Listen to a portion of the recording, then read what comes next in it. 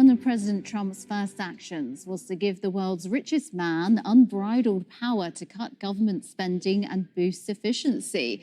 Elon Musk was appointed to head the newly formed Department of Government Efficiency. Since then, he has overseen thousands of job cuts in the federal workforce and dismantled entire departments. Joining us live from Washington, D.C. is Harry Broadman. He is a former chief of staff in the President's Council of Economic Advisors, and pleased to have you with us, Dr. Broadman. So, DOGE has made sweeping job cuts, as we've been hearing, overseen thousands of people losing their jobs, dismantled entire departments. Was this a smart economic move in any way? It's hard to say that it's smart. I mean, it's not clear what the authority was by which Mr. Trump created this animal. There is, of course, as part of the White House, the executive branch, the Office of Management and Budget, which is a line agency which is overseen by congressional oversight. And that is the agency that usually and historically has reviewed efficiencies in government. Why someone was parachuted in who has no experience in public service and making assessments of public service and how it works or it doesn't work is really hard to believe. Yeah, I mean, I wonder if the fact that he was or is the world's richest man had anything to do with it. I was just looking up his fortune, $385.6 billion fortune. I mean, do you think that this sort of like on his CV, you know, rang bells with Donald Trump and thought, you know, this is the man to make changes to the US? Well, of course. I mean, there's very little question about it. But, you know, the question is, what skills does Elon Musk have?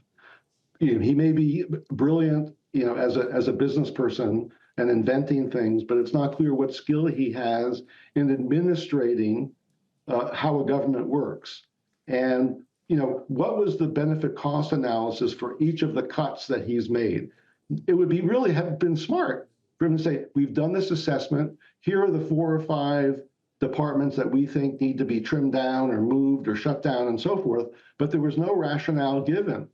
And there was no congressional authority. I used to be the chief economist of the Senate Governmental Affairs Committee. It's now called Governmental Affairs and Homeland Security Committee.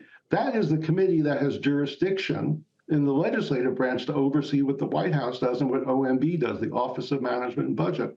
They were completely sidelined. It's really quite a spectacular development, frankly.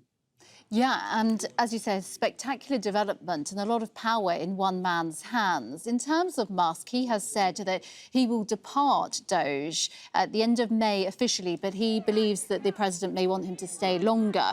So if he does leave, do you think that things might change? Perhaps, because I think, as we said at the very beginning, probably some of this, maybe much of this, is due to Trump's, you know, affection for Elon Musk's, you know, job and wealth.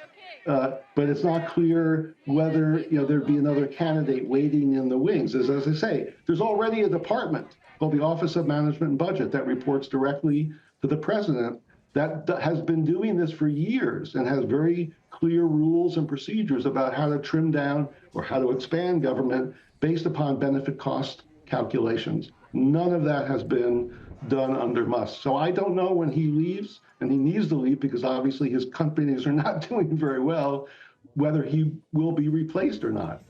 Yeah, OK, and we'll see whether the department survives as well. Dr. Broadman, we really appreciate you joining us. Thank you very much for being on the programme again. My pleasure. Thank you.